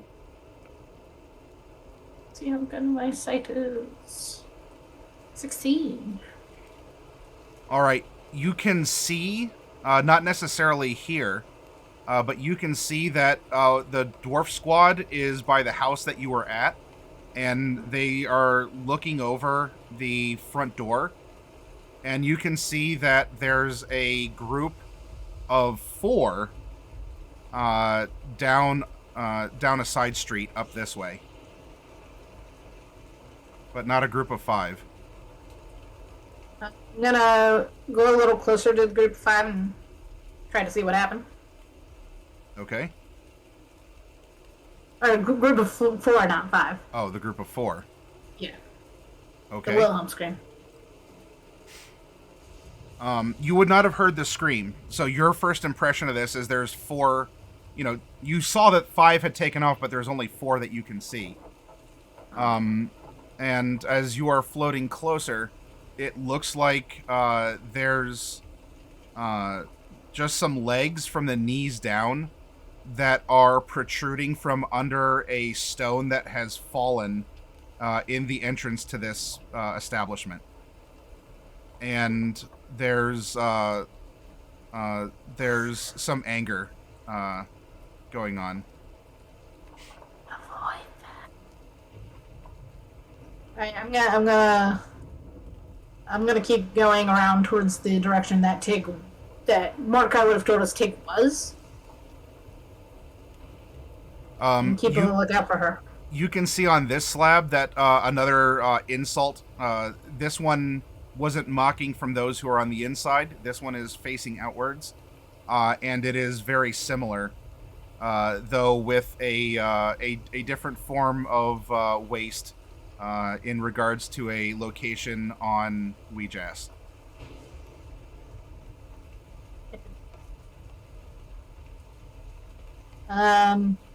Yeah, I'm gonna keep looking for Tig. All right. Let's see. Bright and Celine, what are you two doing? And I mean Loki as well. I mean, he's hiding behind the barrel. Not that he would have seen you take off Norlai, but Loki would probably regroup with Bright for now. Yeah, I think Loki and I will probably travel together because we're both pretty stealthy and we're both visible. So it's a good combination for us to be together. Plus, spellcasters on their own are kind of squishy.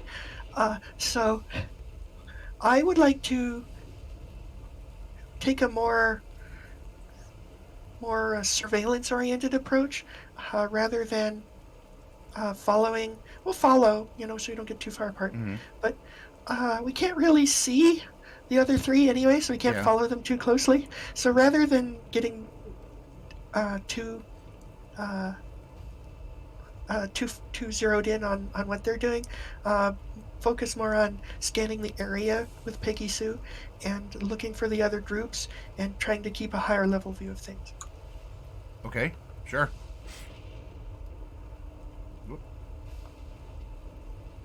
All right, so we have this team doing their thing. Mordecai is looking for Tig. Norlai is floating around, also looking for Tig, but separately. And Celine, what would you like to do? Obviously, the invisible agents you have not seen move. You can stay in place. You can keep tabs on the Dwarven group that has passed by and is investigating the house that you were at. I'll keep tabs on that group, I think. Sure. Make sure that they don't get up to anything. Sure. And remember, I still have radar on the nearest dwarf. Yep. Still underneath you. Okay. All right.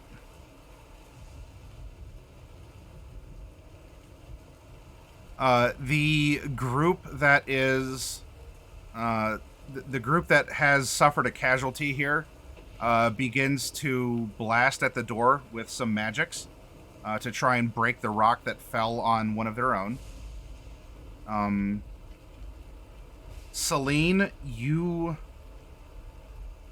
are picking up from... I mean, really, it's easy for you as long as you stay, pretty much still and you just open yourself up to the things that are said. It's accented, but you can understand it. You're picking up that this is an interesting learning lesson for the Tiefling Lieutenant. In fact, make an insight for me. Insight? Yeah. Of course.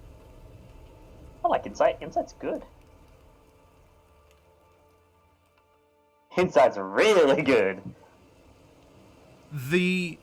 From what is playing out, the dwarves do seem to be loyal Shadowhar, though they're not necessarily surprised at the state of things and are being rather practical with the tiefling that is commanding them. You're not necessarily getting, tension within the team, but there does seem to be a divide between the dwarves that are just the foot soldiers of this 5-man squad and the tiefling lieutenant who's giving them orders. It seems like the tiefling isn't quite familiar with things that are here. And to a slight extent, the dwarves, they don't find it surprising, but it's not like they had foreknowledge of what was going on here. Leading you to believe that these dwarves are removed. Probably have been removed for some time from the dwarven lands. Because, you know, they can look at it and go, yep, that's dwarven trap making and architecture for you. But they're not necessarily surprised that it's here, but they didn't have seemingly a forewarning about the defenses that they've encountered. So this is not surprising, but it does seem to be new to these dwarves, who have been called the Dowry Guard. And as this lieutenant is asking more questions about things, the dwarves relate back that it's a term that they have begrudgingly come to accept, simply because they are ones that their families had tried to be brokers of peace with the Shadowheart during the... you're going to get a slightly different skew of history than what the dwarves had learned through your interaction with them back in Brisbane. But as such, because the queen had been abducted and the blame for that event was placed on the Shadowheart, and eventually this led to the coerced peace between the two nations. Dwarves that came over to the Empire more willingly were called the Dowry Guard, as the dowry paid for the bride of the dwarves to the Shadowheart Empire.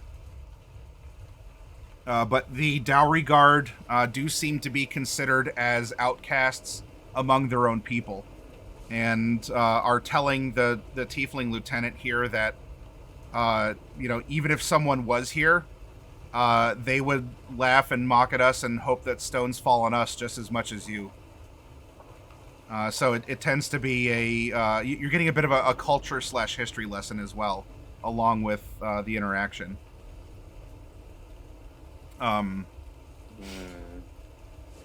Make a investigation as well while you're eavesdropping in on this interaction. Whoop, that's an intimidation. Not that one. You come roaring out of your invisibility. Tell me more! I mean, that does sound like a very Sleeve thing to do.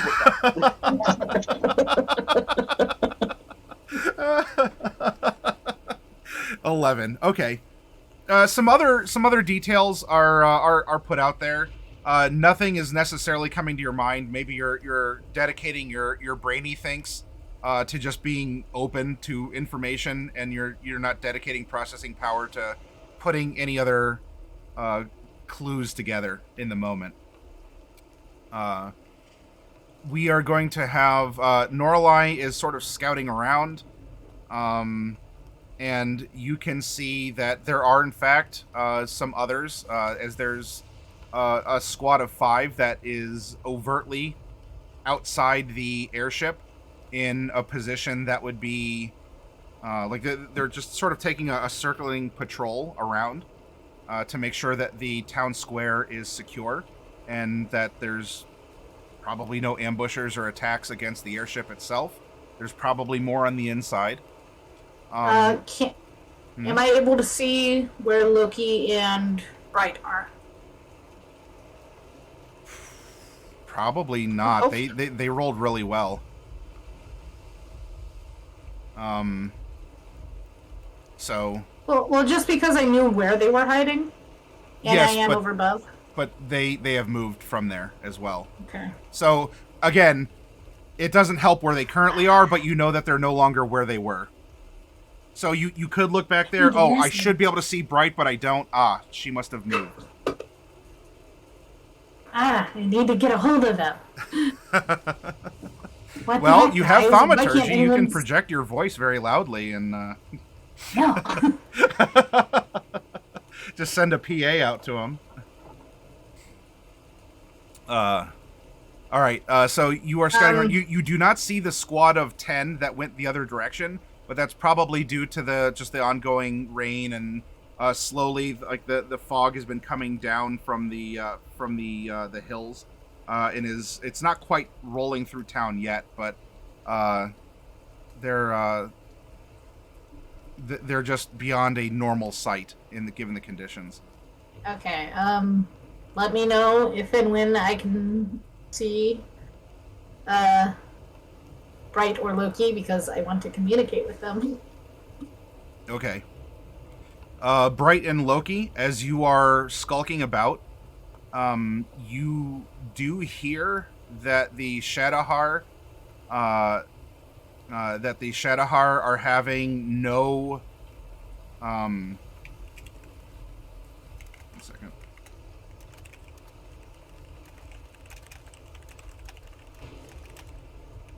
Just as a note here.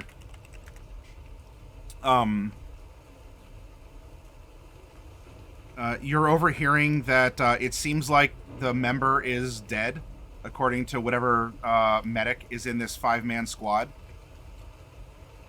And so one of them, presumably a cleric of Ouija, surprise, surprise, is uttering a prayer. Between the two, I would like one of you to make a perception, but it would just be a straight up perception, as advantages and disadvantages are going to cancel out. Right. I'll do it. Oh. Okay. You're getting some water. I have +6. I have +6. Yeah. It's not a bad choice. Unfortunately, just your hair reached a particular capacity, and just like a stream of water was pouring out of it, and some got in your ear, I guess, in that moment. So the details are escaping you, but it does sound like they're talking about they're talking about other people, and the other people doesn't seem to be indicative of dwarves. Now, does that mean that you're other people and they're onto you, or something else? Unfortunately, the details are escaping you, as you just got a rush of water going blah, blah, blah, blah, blah, in your ear. Is this the group that's exploring the house that we already have been to, or no? It's a different group. Okay. This is the group that one of them got squished in the doorway. Okay. Well, it doesn't sound like they're onto us. They're probably, maybe they're talking about goblins. I don't know. Could be. And speaking of goblins, Mordecai, I need you to roll an investigation for me, please, as you are trying to calculate and triangulate from the movements versus your signal on Tig. Oh, this is a straight D20. Okay. All right. Roll them. I cannot roll on screen, so I'm rolling a physical dice. Gotcha. Big money. 13. 14? Okay. 13. Y'all do have fickle God's favors, as a heads up. Well, I don't know that. I can't see anything. As you are piecing together, okay, well, so I'm moving left, but I feel her position over here. You do feel as if you're catching up, because as you are moving, there are more shifts in the direction relative to her. And so you are making good progress, but you don't see her. She seems to be very well adapted at hiding. I mean, she's already small, let alone whatever sort of intrinsic goblin hidey abilities they might have. But with your magic, you feel as if you are making headway and catching up to her. I'm gonna continue in that.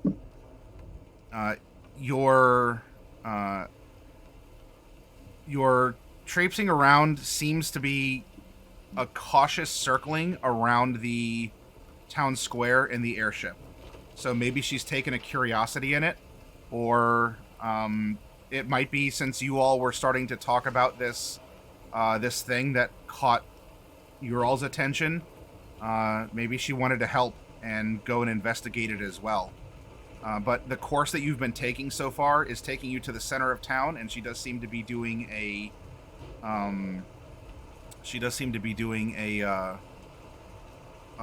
maybe a lap around, or is trying to get information of these people or of this thing. So from my overhead view, Mm-hmm. would I be able to catch a glance at her? You can make a perception. No. Just then, your hair also, being an overloaded sponge, sends water coursing over your eyes. Blah, blah, blah, blah, blah, blah. This is why I turn off the rain, but no, I have to be sneaky. And so what we'll do is, with you all here starting to get some information in various ways, let's get up and take a little break. At least a 5-minute break. I got to get up and just do a little stretch. I'm going to get something to drink. And then we can come back and we can continue and see where this is going and what you'll end up learning. So for all of you out there, take a break yourselves, get up, do what you got to do. We'll come back. If any of you have any subs to re-up or bits you want to throw in, there's a fun little effect that you'll see on our break screen. So we'll be back in just a little bit, everyone. Bye-bye.